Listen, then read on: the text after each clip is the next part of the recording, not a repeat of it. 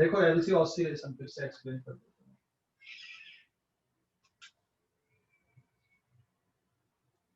Page number 1।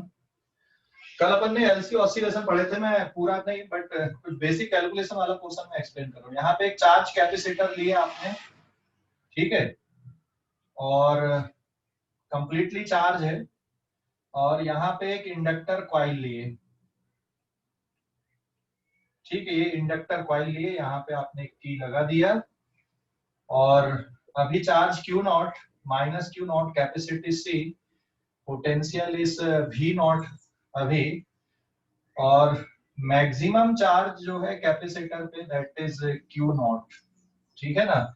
और अभी जो एनर्जी स्टोर है कैपेसिटर पे U E, this is half of epsilon not E not square of अभी, this is energy density, half of Q not, और V not लिख सकते हो, या फिर half of C into V not square आप लिख सकते हो। फिर जैसे ही आप स्विच को क्लोज करोगे तो ये जो कैपेसिटर है ये बैटरी के जैसा काम करेगा अभी, ठीक है ना, बैटरी के जैसा काम करेगा, और ये चार्ज देगा, मतलब करंट फ्लो होने लगेगा सर्किट पे, है ना, सर्किट पे करंट आने लगेगा, और करंट इस तरह से आएगा सर्किट पे, जैसे स्विच को क्लोज करोगे, स्विच को क्लोज करने के तुरंत बाद तो सर्किट में इस तरह से करंट आएगा, और करंट धीरे धीरे सर्किट में डिक्रीज हो रहा है, तो जो बैटरी बन रही यहाँ पे इंड्यूस ईएमएफ की, वो इस तरह से बनेगी, क्योंकि तुरंत में तो करंट सबसे ज्यादा रहेगा, और फिर धीरे धीरे कम होगा, क्योंकि चार्ज धीरे धीरे क्या होने लगेंगे, यहाँ डिक्रीज होने लगेंगे, और इंड्यूस ईएमएफ का डायरेक्शन इस तरह से होगा कि करंट को डिक्रीज ना होने दे।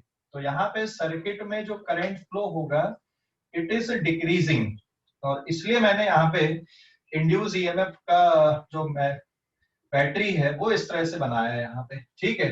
तो this is at time T के लिए हम कंडीशन देखें, एट एनी टाइम टी पे इस पे चार्ज रिड्यूस होके क्यू बचेगा, ठीक है, चार्ज की वैल्यू कम हो जाएगी, और एनी टाइम टी पे इस पे चार्ज बचेगा क्यू, और यहाँ पे सर्किट में करंट आने लगा, और फिर इस पे जो मैग्नेटिक फील्ड है वो भी स्टोर होगी, मतलब एनी टाइम टी पे magnetic potential energy is half of L I square, मतलब ये इलेक्ट्रिक पोटेंशियल एनर्जी और मैग्नेटिक पोटेंशियल एनर्जी आपस में क्या होंगी, एक्सचेंज होने लगेंगी। अब इक्वेशन कैसे बनती है, आप यहाँ पर केवीएल अप्लाई कर दें, ठीक है, हम केवीएल अप्लाई कर देते हैं, तो ये एनी टाइम टी पे मान लो यहाँ पे क्यू है, मैक्सिमम चार्ज क्यू नॉट था, और पोटेंशियल भी है, यहाँ पे ये मैंने लिख दिया, और ये मैक्सिमम वैल्यू है, और एनी टाइम टी पे अगर देखोगे तो क्यू भी या हाफ सी भी स्क्वायर लिखोगे, और एनी टाइम टी की ये एनर्जी है यहाँ पे। तो अब केवीएल अगर आप अप्लाई करते हो तो यहां से चलोगे तो this is plus induce EMF, और ये माइनस से प्लस की तरफ आप जा रहे हो, so again it is Q divided by C is equals to 0, और फिर इसको सिंप्लीफाई करते हैं, इंड्यूस ईएमएफ किसके बराबर आएगा, L into D I upon D T, समझ गए, और क्योंकि करंट डिक्रीज हो रहा है इसलिए यहाँ पे माइनस साइन लगा दोगे, और इसको इधर लाओगे ट्रांसपोज करके तो माइनस क्यू बाई सी हो जाएगा ये। तो आपके पास इक्वेशन है minus D I upon D T, या D I upon D T is equals to किसके बराबर आ गया, ये 1 upon L C into Q के इक्वल आ गया। अब इसको भी रिप्लेस कर दो डी अपॉन डी टी, तो यहाँ पे आएगा minus D Q upon D T, minus sign भी क्यों लिए हमने, क्योंकि चार्ज भी डिक्रीज हो रहे हैं, तो इक्वेशन आ जाएगी D square Q upon D T square is equals to minus of 1 upon L C into Q, इसको आप ओमेगा स्क्वायर इंटू क्यू लिख दो, जहां पे ओमेगा आ गया frequency 1 upon root L C के इक्वल, तो D square Q upon D T square plus omega square Q equals to 0, this is the standard equation of SHN. मतलब यहाँ पर चार्ज, यहाँ पे चार्ज क्या हो रहा है, ऑसिलेट हो रहा है, चार्ज यहाँ पे ऑसिलेट हो रहा है, ठीक है,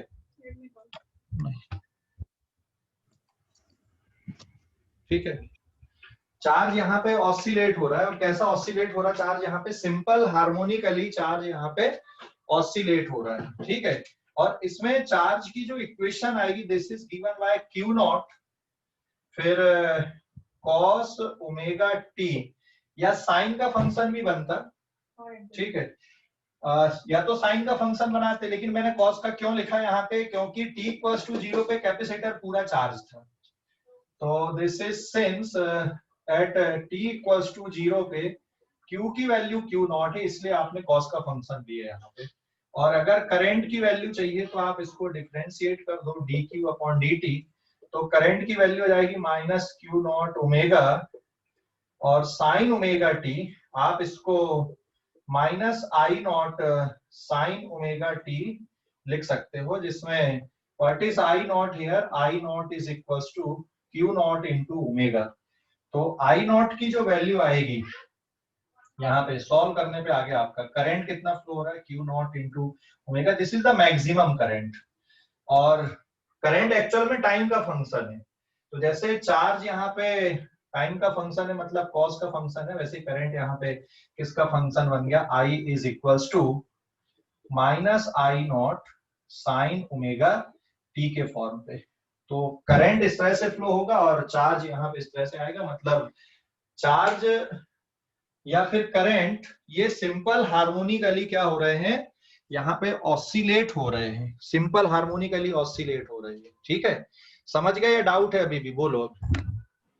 सर इसमें लॉस, सर कल आपने जो इक्वेशन लिखाई थी तो उसमें कल आपने सेम यही वैल्यू लिखाई थी डिफरेंशियल की, लेकिन उसके बाद में जो आई की वैल्यू थी वो minus Q not sine omega T into omega लिखाई थी, तो वो साइन ओमेगा टी कैसे आया था?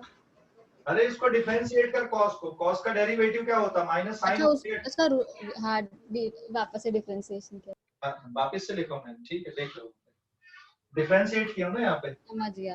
ओके। मिटा दूं अभी इसको मैं, मिटा दूं? Yes sir.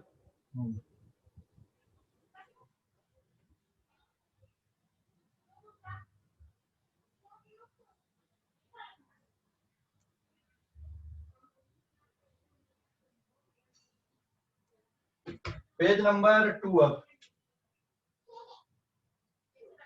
देखो पेज नंबर 2 पे ये जो पूछ रहा था कि चार्ज कैसे आ रहा है,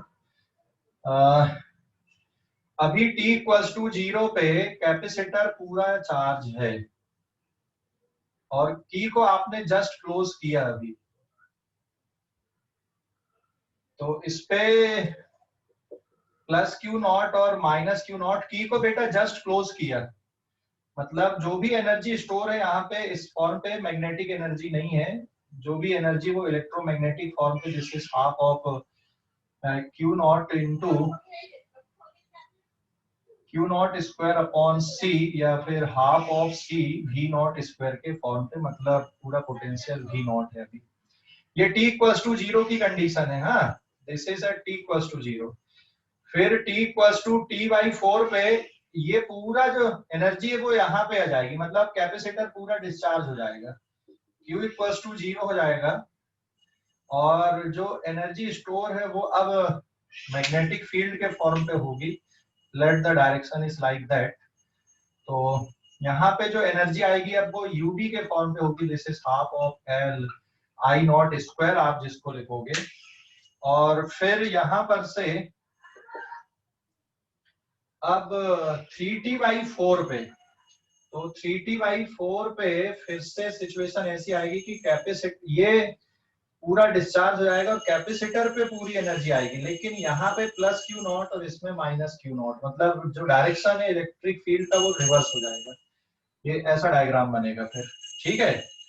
और अब एनर्जी यहाँ पे आ जाएगी पूरा की पूरा, this is u is equals to half C V not square के फॉर्म पे, और फिर इसके बाद में 3t/4 के बाद में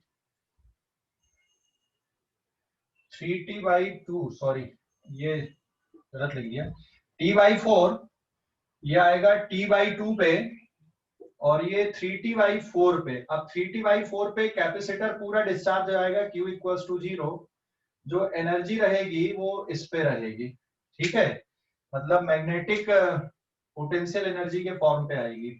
सो अब जो टोटल एनर्जी है वो मैग्नेटिक पोटेंशियल एनर्जी के फॉर्म पे half L I not square, और उसके बाद में 3t/4 के बाद में फिर से ये वापस ये वाला साइकिल आ जाएगा। ऐसा समझ गए कि नहीं? एक टाइम पीरियड पे समझ गए? हेलो, देख लो अभी समझ गए या नहीं?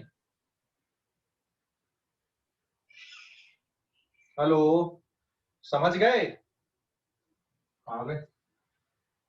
तो चार्ज यहाँ पे Q not cos omega T का फंक्शन है, करंट आ जाएगा minus I not sine omega T, जिसपे आई नॉट की वैल्यू किसके बराबर है? Q नॉट इंटू ओमेगा, और ओमेगा किसके बराबर है? 1/√LC, और जो टाइम पीरियड है, time period t equals to 2π/ओमेगा या फिर 2πf आप लिखते हो। तो ये सब सिंबल अपनी यूजुअल मीनिंग पे हैं। ठीक है, देख लो अभी समझ गए या नहीं? हेलो योजित। सर उसमें एक टाइम पीरियड में 2 बार एनर्जी का ट्रांसफर होगा क्या? हाँ, एक टाइम पीरियड में कैपेसिटर 2 बार चार्ज होगा और इंडक्टर भी 2 बार चार्ज होगा। t इक्वल्स टू 0 पे कैपेसिटर पूरा कंप्लीटली चार्ज था, फिर स्विच क्लोज किए तो t/4 में इंडक्टर पूरा चार्ज होगा। फिर सिचुएशन आगे बढ़ेगी, आधे टाइम पीरियड में कैपेसिटर चार्ज होगा लेकिन जो पोलैरिटी है प्लेट की वो बदली है। फिर उसके बाद फिर इंडक्टर चार्ज होगा और फिर वापस कैपेसिटर पे कहानी आएगी। ठीक है, देख लो अभी आगे बढ़ू अब। तो ट्रांसफॉर्मर के बारे में समझ लो, पेज नंबर 3।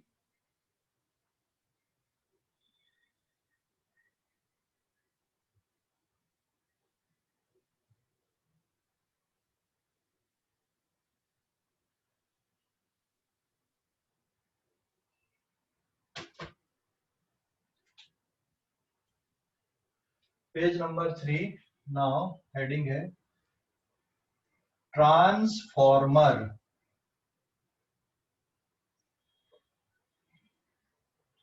ट्रांसफॉर्मर किस पे बेस्ड है? Based on law of electromagnetic induction. Based on law of electromagnetic induction, इस पे बेस्ड है। हाँ, transformer based on law of electromagnetic induction. ठीक है, ट्रांसफॉर्मर इस पे बेस्ड है बेटा, लॉ ऑफ इलेक्ट्रोमैग्नेटिक इंडक्शन पे। और फिर ये दो टाइप के होते हैं, step up and step down transformer. एक होता है स्टेप अप और एक होता है स्टेप डाउन।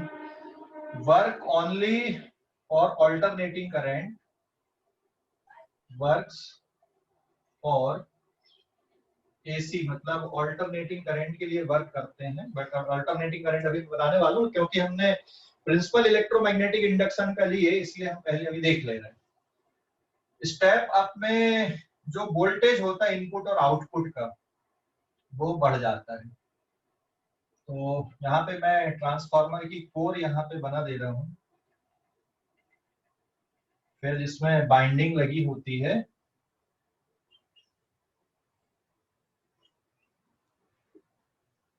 ये सॉफ्ट आयरन कोर है यहाँ पे। ठीक है, this is soft iron core. और स्टेप अप में प्राइमरी में नंबर ऑफ टर्न कम रहते हैं और सेकेंडरी में नंबर ऑफ टर्न्स ज्यादा होते हैं। ये तो इस साइड पे है प्राइमरी और इस साइड पे क्या है? सेकेंडरी। और यहाँ पे नंबर ऑफ टर्न एनपी और यहाँ पे नंबर ऑफ टर्न एनएस। और ये इनपुट इधर पे आएगा आपका, दिस इज इनपुट वोल्टेज आप बोल सकते हो, फिर यहाँ पे इनपुट करंट आएगा। ऐसे ही इधर पे दिस इज आउटपुट वोल्टेज और यहाँ पे क्या आएगा? Output current. आउटपुट करंट को आप आईएस से डिनोट कर दे रहे हैं। तो ये स्टेप अप। स्टेप अप में क्या होता है जो आउटपुट वोल्टेज है वो ज्यादा होता है इनपुट वोल्टेज के, और आउटपुट करंट कम होता है इनपुट करंट से। आउटपुट करंट मतलब IS is less than IP, output voltage ज्यादा, इसलिए स्टेप अप नाम है। और यहाँ पे नंबर ऑफ टर्न्स की अगर बात करें तो सेकेंडरी में नंबर ऑफ टर्न्स ज्यादा होते हैं, प्राइमरी में नंबर ऑफ टर्न्स कम होते हैं। ठीक है, फिर स्टेप डाउन ट्रांसफार्मर, और ये क्या है, यहाँ पे सॉफ्ट आयरन कोर है ये, और इसमें ये क्वाइलिंग है या फिर क्वाइल लगा दी अपन ने, मतलब ये किस पे बेस्ड है, प्रिंसिपल ऑफ इलेक्ट्रोमैग्नेटिक इंडक्शन पे बेस्ड है, Faraday's law of electromagnetic induction.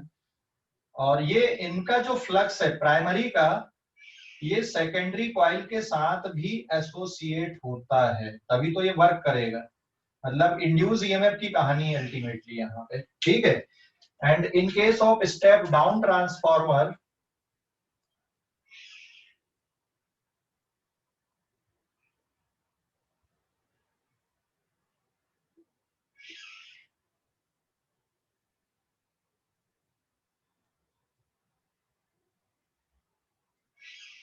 Step down transformer में प्राइमरी में नंबर ऑफ टर्न्स ज्यादा होते हैं और सेकेंडरी में नंबर ऑफ टर्न कम होते हैं।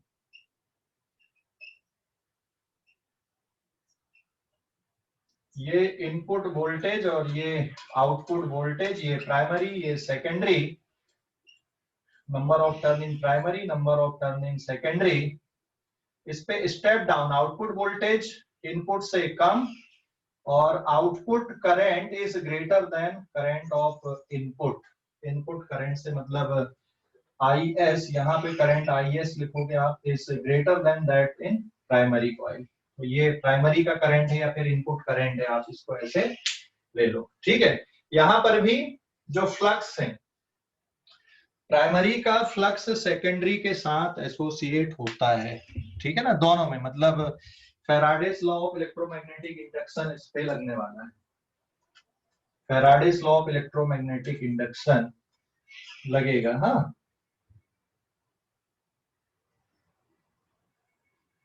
ये मैग्नेटिक फील्ड के लिए। और इसमें सेकेंडरी में जैसे, सॉरी स्टेप डाउन में जैसे आपको देखकर ही पता चल रहा है, number of turn in primary is greater than that in secondary. ठीक है, माइक म्यूट करो। क्लियर हो गया? ये दो टाइप के हो गए, step up and step down. Step up and step down transformer देख लो, अभी कंस्ट्रक्शन देख लो इनका। सॉफ्ट आयरन कोर रहती है, उसमें क्वाइल लपेट देते हैं, प्राइमरी, P मतलब प्राइमरी और S मतलब सेकेंडरी के लिए है यहाँ पे सिंबल। ठीक है, समझ गए? ये डायग्राम समझ गए?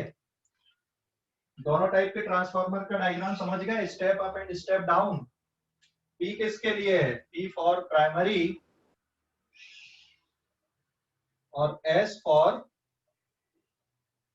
सेकेंडरी। ठीक है, ये डायग्राम है इनके, देख लो अभी।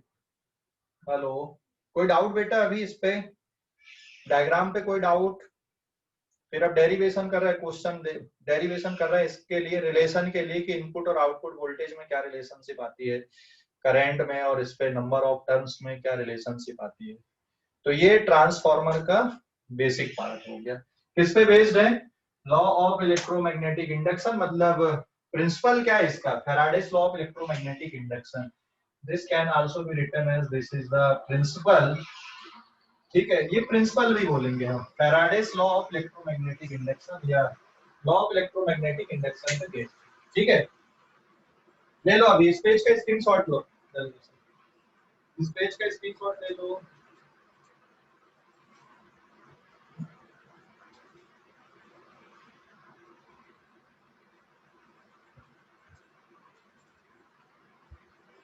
इस पेज का स्क्रीनशॉट लो बेटा। ले लिया सर। ले लिए?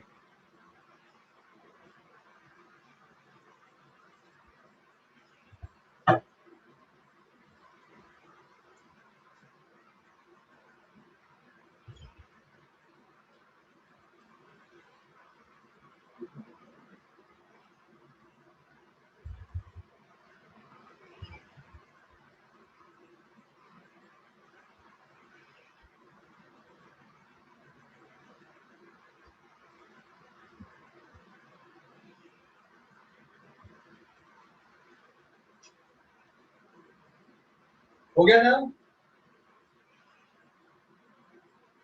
Yes sir.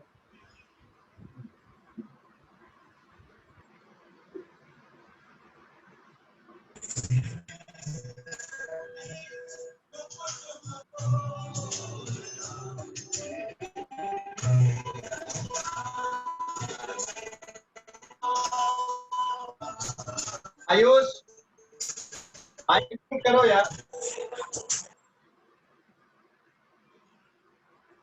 Ayush mic mute रखना। किसका माइक चालू कर देता कौन? देन पेज नंबर 4, हाँ डेरिवेशन कर रहे हैं अपन। पेज नंबर 4 अभी। पेज नंबर 4 में ये है फॉर आइडियल ट्रांसफॉर्मर,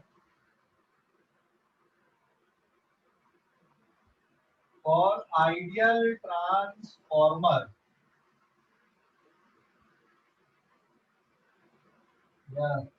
ट्रांसफॉर्मर के लिए जैसे हमने ये ट्रांसफॉर्मर लिए यहाँ पर और इसके पर यूनिट टर्म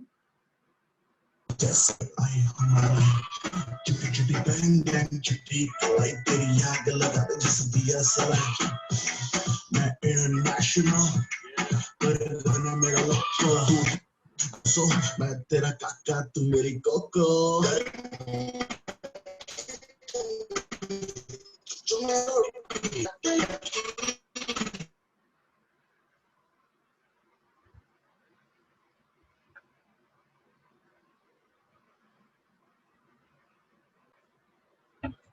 ठीक है, देखो अभी आगे आइडियल ट्रांसफॉर्मर के लिए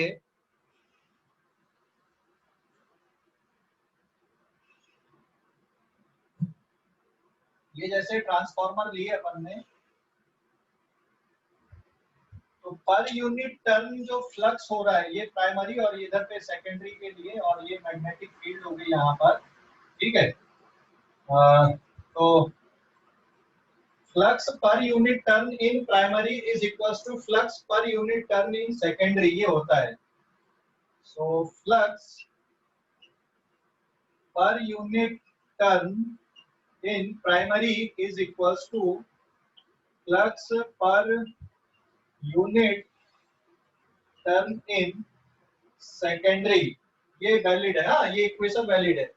flux per unit turn in primary is equals to flux per unit turn in secondary, मतलब flux per unit turn in primary P is equals to flux per unit turn in secondary, और इसको आप अगर differentiate कर दो तो d phi p upon dt is equals to d phi s upon dt, और total यहाँ पर अगर आप लिख दोगे इसमें कितना टर्म है np और इस पे कितना टर्म है यहाँ पे this is ns, so np into flux per unit turn in primary, और ये rate of change of differentiation हमने किए फ्लक्स का, तो ये Vp और यहाँ पे Np, और ये किसके इक्वल आ जाएगा यहाँ पे this is equals to Vs। तो ये एक इक्वेशन बन रही है आपके पास में।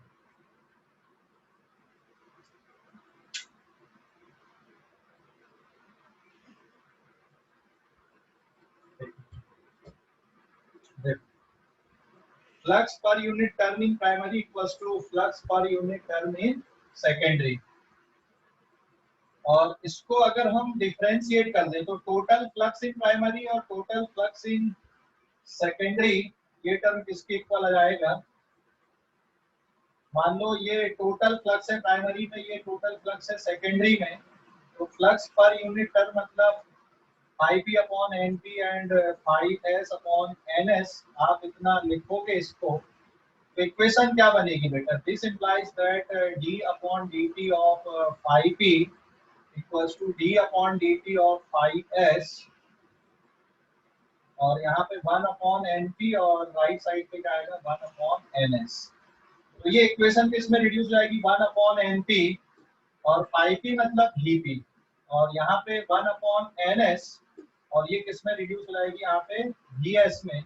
तो आपके पास इक्वेशन क्या आ गई? vp upon vs is equals to np upon ns. This is given as equation number 1, and also for ideal transformer ideal transformer के लिए input power is equals to output power. Input power और output power same होते हैं, मतलब Vp into IP equals to VS into IS। तो अब उसको आप सॉल्व कर दो। लास्ट वाली जो स्टेप आई थी आपकी, that is Vp upon VS is equals to क्या बचेगा, IS upon IP। This is given as equation number 2। First, second और थर्ड को अगर अपन कनेक्ट कर लें तो Vp upon VS NP upon NS is equals to IS upon IP।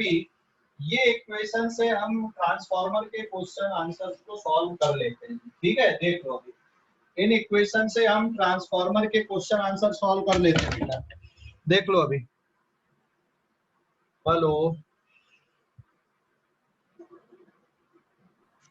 Sir. हाँ सर उसमें flux 5p upon NP is equal to 5s upon NS कैसे आया? फ्लक्स तो NP ये अपॉन आइडियल ट्रांसफार्मर में हम बोलते हैं कि भाई पर यूनिट टर्न जो फ्लक्स की वैल्यू है प्राइमरी कॉइल में और सेकेंडरी कॉइल में वो सेम होती है, पर यूनिट टर्न फ्लक्स। ठीक है, हाँ सर। हाँ, इसलिए लिखे हमने वो कंडीशन और फिर ये लिखा। घर के पास जो ट्रांसफार्मर रहते हैं वो आइडियल रहते हैं कि कुछ अलग रहते हैं? अब जो अपने को डेली लाइफ में देखते हैं, मतलब रियल में जो ट्रांसफार्मर है, नहीं उसमें एनर्जी का कुछ ना कुछ लॉस होता है, लेकिन फिर भी उनकी जो एफिशिएंसी होती है वो लगभग 95% तक होती है। मतलब हाँ, थोड़ा बहुत एनर्जी का लॉस होता है लेकिन फिर भी 95% तक काम करते हैं वो। ठीक है, समझ गए? हाँ सर। ठीक है, अभी इस पेज का स्क्रीनशॉट लो आप लोग, फिर मैं क्वेश्चन बता रहा हूँ यहाँ पे कैसे होते क्वेश्चन। सर D5 को VP में कन्वर्ट कैसे किए? अरे rate of change of flux किसके बराबर होता है? इंड्यूस ईएमएफ बनता है कि नहीं? EMF। हाँ। तो ईएमएफ की जगह भी लिख दिया मैंने, प्राइमरी का वोल्टेज। समझ गया? Yes sir. हाँ, 5P क्या है? टोटल फ्लक्स इन प्राइमरी, और NP से डिवाइड कर दोगे तो फ्लक्स पर यूनिट टर्न बन जाएगा। 5S क्या? टोटल फ्लक्स इन सेकेंडरी, और NS से डिवाइड कर दोगे तो फ्लक्स पर यूनिट टर्न बन गया। ठीक है, समझ गया? Yes sir. ठीक है, अभी इस पेज का स्क्रीनशॉट लो।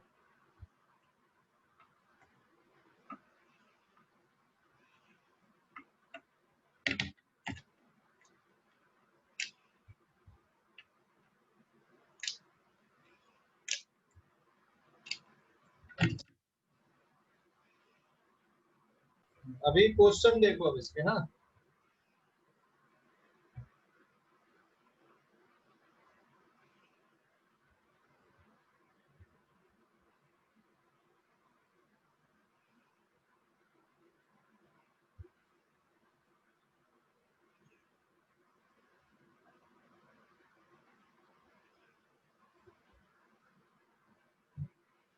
पेज नंबर 5 एक क्वेश्चन देखते हैं इसका।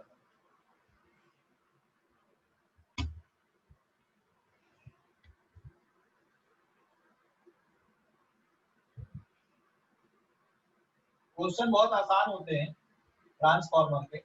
ये एक ट्रांसफार्मर है मान लो,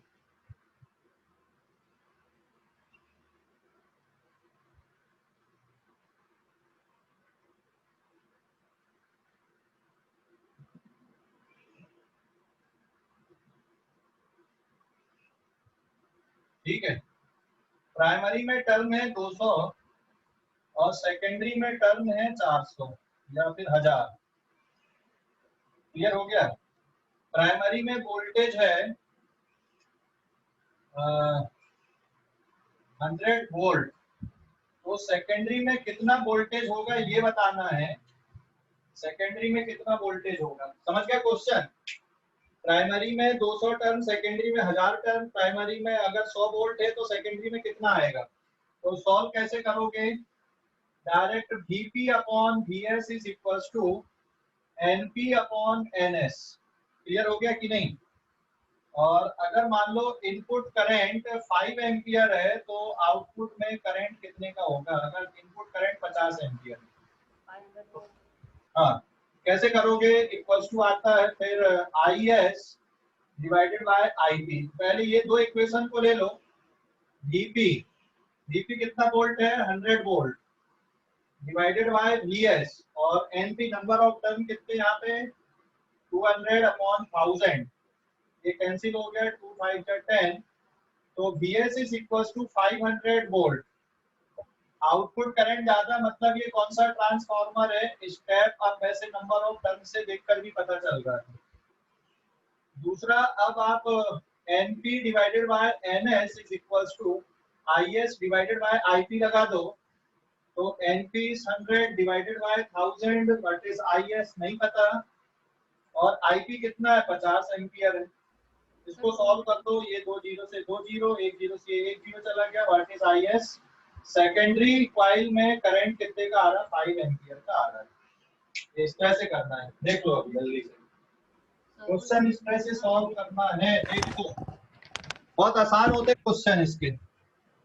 हेलो सर हाँ वो 200 है ना।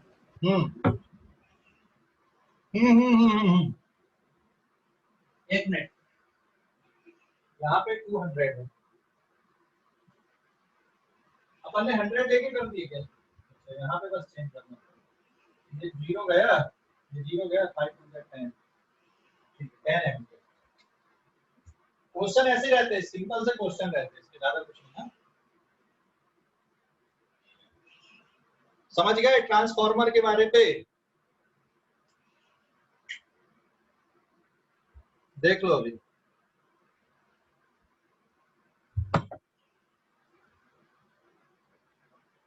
समझ गए बेटा?